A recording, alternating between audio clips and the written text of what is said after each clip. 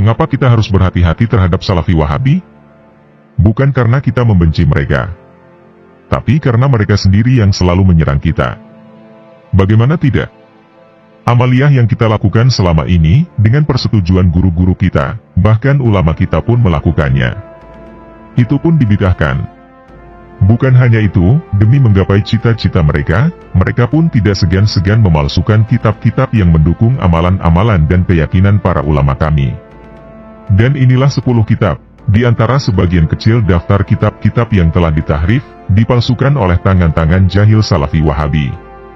Di dalam kitab Al-Ibanah karya Imam Abul Hasan Al-Asy'ari, jika terdapat tulisan yang secara eksplisit maupun implisit mendukung tajsim dan tasybih, maka dipastikan kitab tersebut telah dipalsukan.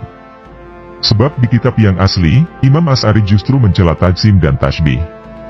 Selanjutnya, di dalam kitab Sahih Bukhari, jika tidak ditemukan pasal Al-Ma'rifah dan bab Al-Mazolim, maka dapat dipastikan kitab tersebut telah dipalsukan.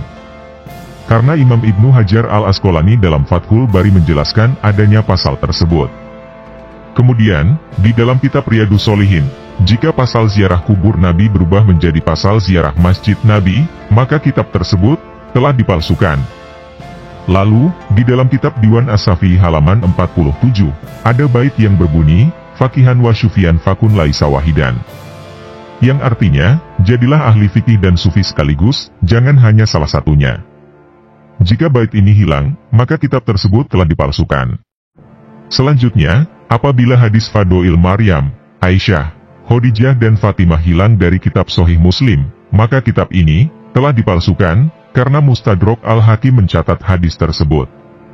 Dan jika di dalam Musnad Imam Ahmad tidak ada hadis tentang Nabi mempersaudarakan Muhajirin dan Ansor, serta mempersaudarakan dirinya dengan Sayyidina Ali, maka Musnad tersebut telah dipalsukan. Dan bila pasal khusus tentang wali, abdal, solihin dan karomah, tidak ada di dalam Hasyiah Ibnu Abidin yang bermadzhab Hanafi, maka bisa dipastikan kitab tersebut juga telah dipalsukan.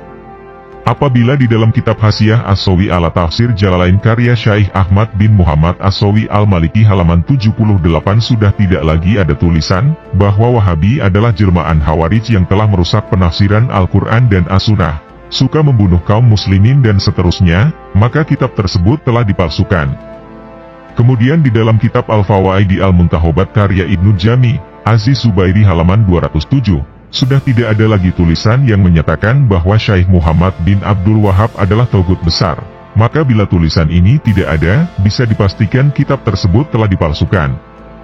Di dalam kitab Al-Mughni karya Imam Ibnu Qudamah Al-Hanbali, bab istighosah sudah tidak ditemukan, maka kitab tersebut telah dipalsukan. Itulah diantara sebagian kecil kitab-kitab yang telah ditahrif, dirubah dan dipalsukan oleh kelompok Wahabi, yang suka mengaku Salafi. Lalu, apa maksud dan tujuan mereka merubah atau menghilangkan redaksi kitab-kitab tersebut? Sudah jelas, mereka ingin agar Ahlus Sunnah wal Jamaah tidak lagi bisa melawan mereka dengan referensi kitab tersebut, sehingga tujuan-tujuan licik mereka tercapai. Mudah-mudahan kebenaran tetap terjaga. Dan kebenaran tidak mungkin dilakukan dengan cara-cara yang licik dan picik seperti yang mereka lakukan. Jika ada yang tidak percaya, silahkan cek sendiri kitab-kitab tersebut, dengan berbagai cetakan yang ada, lalu kemudian telaah dan bandingkan.